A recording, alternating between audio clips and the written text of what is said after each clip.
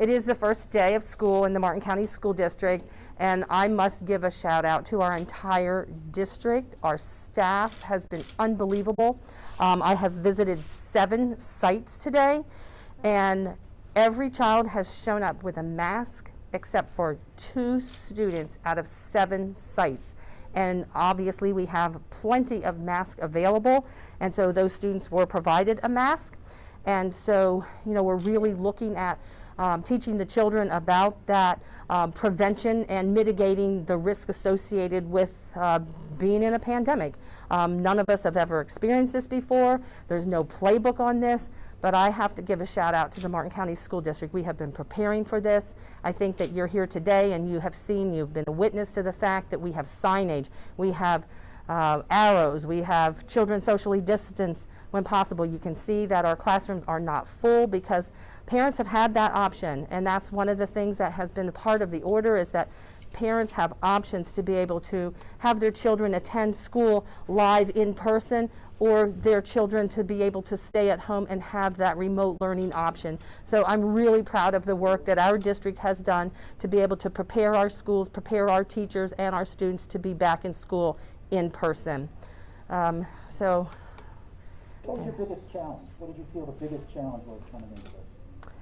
I think the biggest challenge has been for the the uneasiness for people to be able to make this choice to come back. I know that, it's just scary for everyone.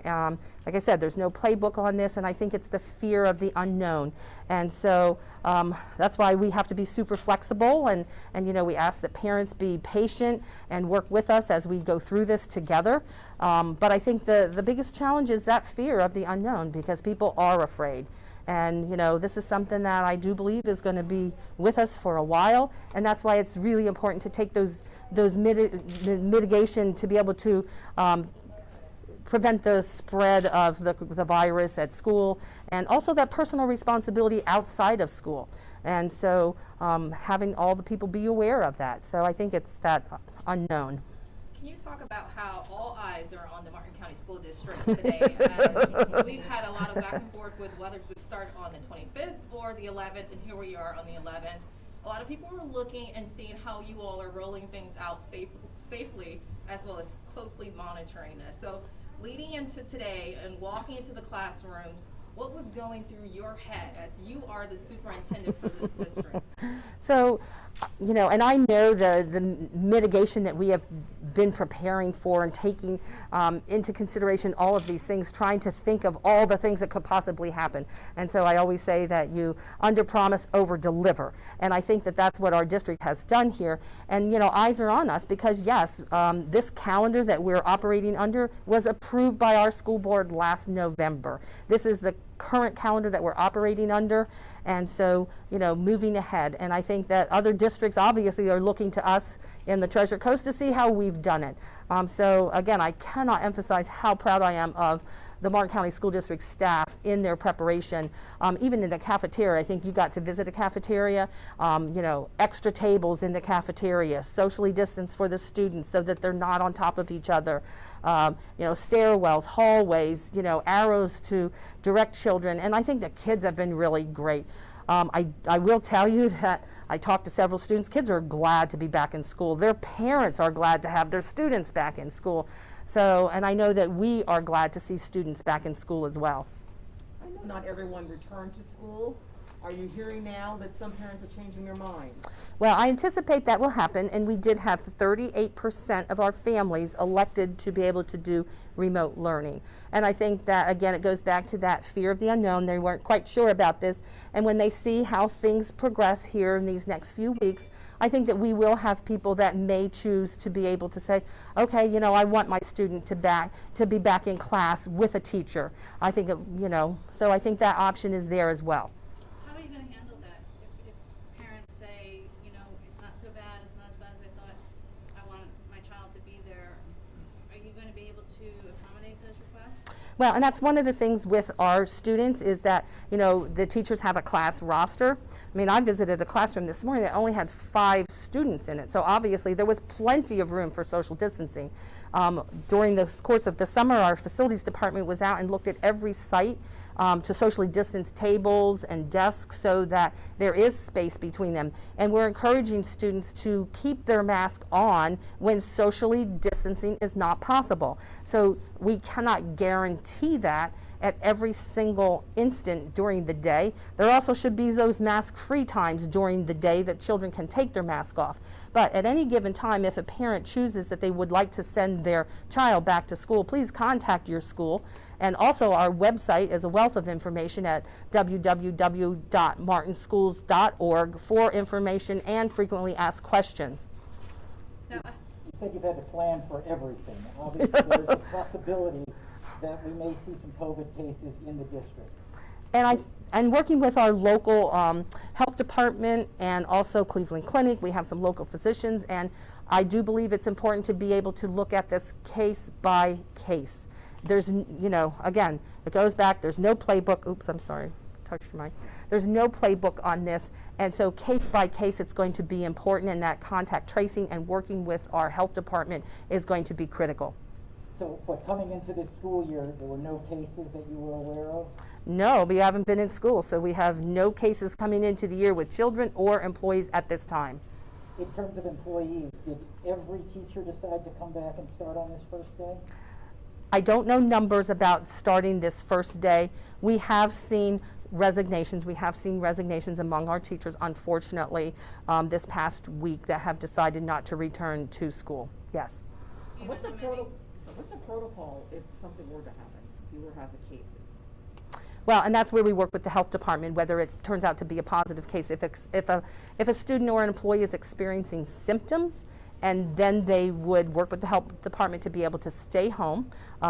And if they have a test, one thing that's great for us with our Florida Blue and our insurance, if it's an employee that needs to be tested, we've worked with them that it will cover if they have symptoms. So that's part of their insurance package, which is great for our employees to be rest assured. And we can have those results back in 24 hours for our employees.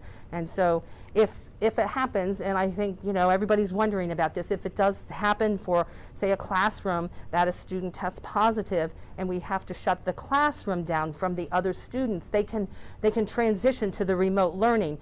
The teacher can still teach. If she's asymptomatic, the teacher can still teach from her classroom on her computer, but the students may be remote learning at home. So again, we do case by case, working with the health department and looking at that each and every case. Now, according to the Florida Department of Health, Martin County has the highest COVID-19 positivity rate for children. Now, when you hear that, and this is according to the Department of Health, and these are kids under 18 in Florida, 1 in 4 kids. When you hear that, and for the families who may be concerned, what sense of security or comfort can you give them? Well, and I'm not sure about those results because, results depends on what results we're looking at, right? And so I do know that that's why we have taken into consideration all the mitigating risks to be able to reduce this. And so taking into consideration all of these things. And if everybody takes that responsibility, when we know that with both people wearing a mask, it prevents spread, that's really important. And so, I think everybody has to practice their part in being safe, using, hand washing, sanitization, wear your mask, don't, gather in large crowds. All of those things are really important. And as you can see today, you've witnessed that many of our teachers are going over these new ground rules. It's the first day of school. These kids haven't been in school for 5 months. And so just getting back into the regular routine of school and now having these procedures on top of their regular procedures for school.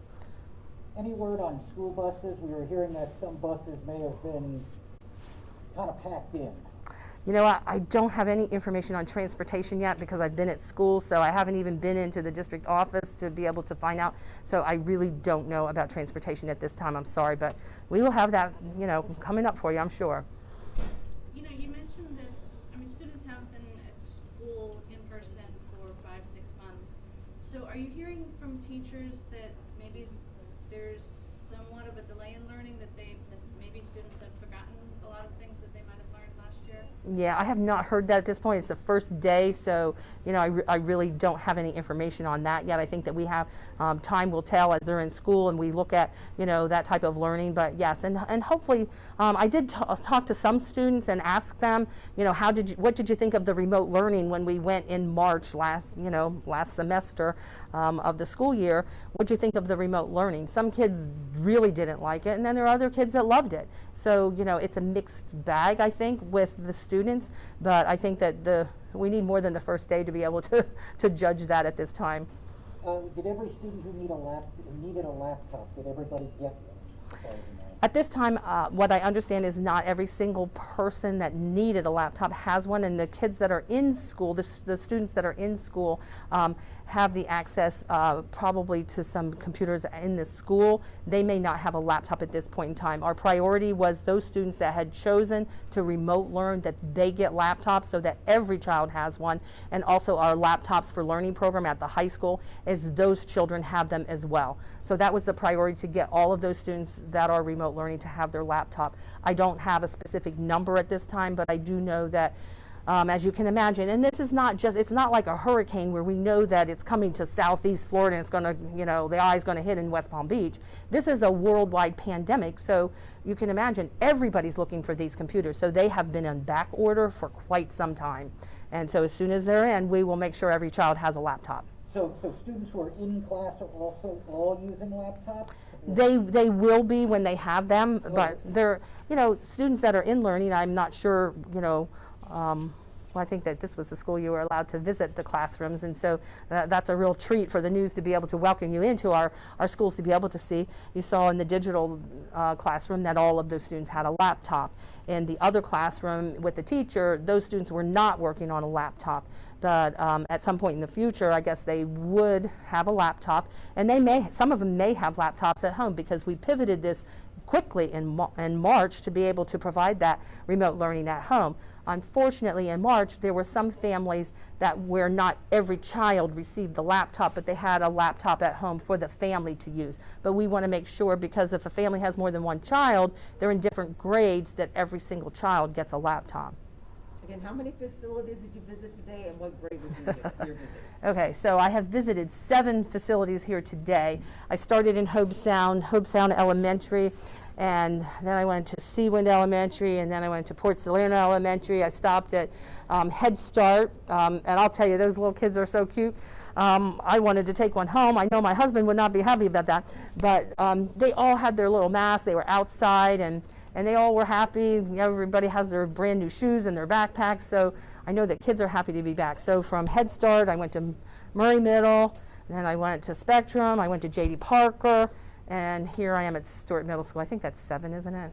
No major So- issues, no issues. So I plan to be at every school this week. What's great is I thought that there would be a lot of students that would show up without a mask, but I was wrong. There were only 2 kids out of all those sites that showed up and didn't have a mask. And you can see we provided that PPE, for all schools. All teachers have it. They all have masks in their classroom in case kids forget. I mean, sometimes I walk out of my office and say, oh, I got to go back and get my mask. This is not something that's just part of our everyday routine at this point in time. So I understand when kids probably run out the door and they forget. But we will have that accessible and available to them. We also have hand sanitization available in every classroom. We have the spray available at every classroom. Over at J.D. Parker, I saw the super duper sprayers that disinfect tables, so that after the lunchroom crowd leaves, that they can disinfect those tables. Also, our buses, after each cycle of the bus run, the custodial staff will come on and completely sanitize the bus before the next run. So a lot of this preparation that goes on behind the scenes, and I'm just really proud of staff for the work that they have done to be able to get the schools ready to welcome these kids back to school. 2 questions here. The first one, out of all of your years of working in education, you would never imagine rolling out a school year, first day of school like this. Absolutely. You are so right about that. Yes. I've never imagined rolling out a school year with a pandemic. But again, all of us that are alive today have never rolled out a school year in a pandemic. There's nobody that's in education today that's ever has experienced a pandemic in their career. And so, yeah, I couldn't imagine it. I've seen some situations with hurricanes and things like that, you know, we get all worried about a hurricane, but, you know, that's a different set of scenario. We kind of have some preparation. We know it's coming. We had kind of no preparation in this mid-March, and, you know, we're still dealing with it. And that goes back to the question of the challenge is people in mid-March never expected 5 months later for us to still be in this situation with a crisis of a pandemic. Now, you talked about some teachers not returning. Is it safe to say that there's a need for teachers within this district? That has been the overarching discussion nationally. Will there be a looming shortage for substitute teachers and full-term teachers? Well, and you know, we want to evaluate that. Fortunately for me, the sites that I have visited today, that's been one of my questions, because I am concerned about staff, and said, have you lost staff because of this?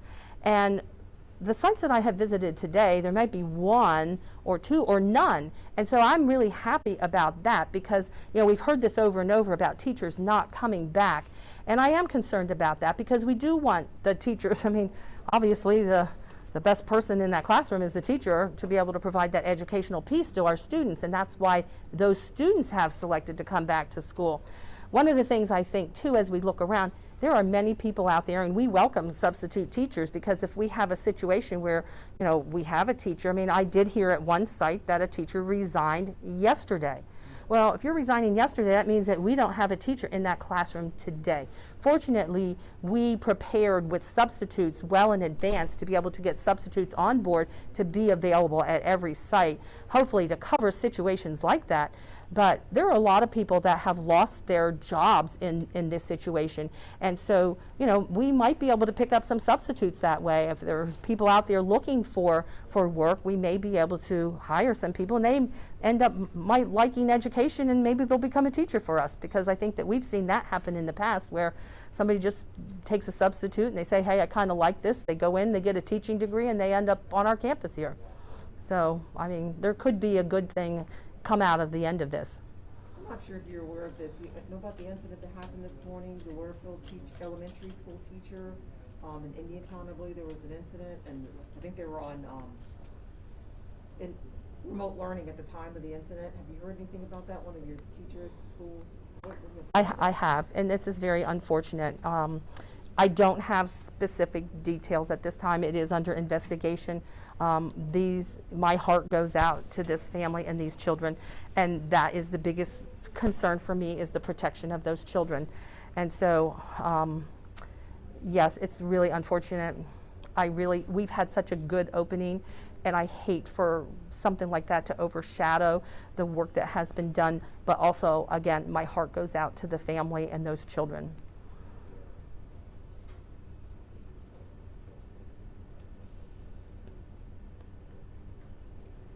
Did you have to add classroom space, or did you have enough classrooms in the schools to be able to handle the social distancing? So for the social distancing, we really looked at that, and we looked at our, you know, alternative spaces if we had all students return, and, you know, we were prepared to look at, you know, additional space and media centers, kind of like you will look around and there's space in here if there's a class. But at this point in time, we have not had to use alternate space, so, you know, I'm happy about that. So as students decide to come back, we will need to look at that, yes. And again, it's, you know, mask when social distancing is not possible. So, you know, we look at 6 feet, you know, if the students are wearing a mask in the classroom, you know, maybe it's not quite 6 feet. You know, we can't guarantee that at all times, and that's why we are really encouraging the mask. All right. Anything else that you would like to say or add? So again, I just can't thank our team enough for the work that they have done to prepare this day.